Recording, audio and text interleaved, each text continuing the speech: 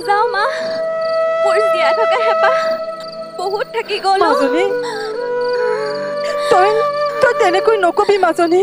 আমি দুইজনীয়ে মিলি তই দেখা সপোনবোৰ পূৰণ কৰিম।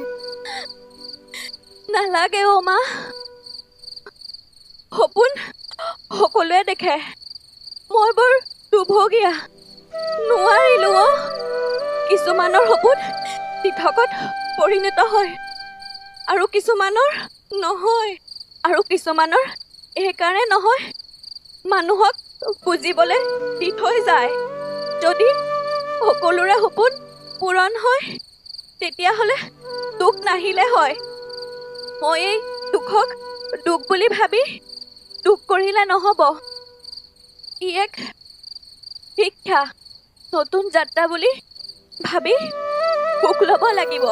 মাজনী অ' মা, মাজনী, মোৰ এটা কথা শুনিবলৈ বৰ মন থাকি গ'ল অ'। কি অ' মাজনী, কচোন। বিশেষকৈ তই কবিৰক জোৱাই বুলি কোৱা কথাষাৰ।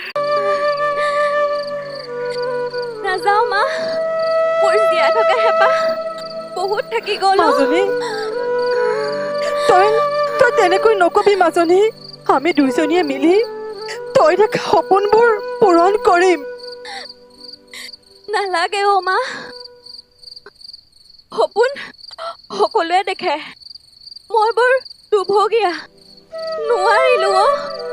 কিছুমানৰ সপোন দিঠকত পৰিণত হয় আৰু কিছুমানৰ নহয়, আৰু কিছুমানৰ এইকাৰণে নহয়, মানুহক বুজিবলৈ দি থৈ যায়।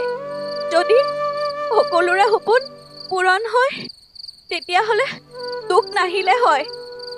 মই এই দুখক দুখ বুলি ভাবি দুখ কৰিলে নহ'ব। ই এক শিক্ষা, নতুন যাত্ৰা বুলি ভাবি সুখ ল'ব লাগিব। মাজনী অ' মা, মাজনী, মোৰ এটা কথা শুনিবলৈ বৰ মন থাকি গ'ল অ'। কি অ' মাজনী, কচোন। বিশেষকৈ তই কবিৰক জোৱাই বুলি কোৱা কথাষাৰ।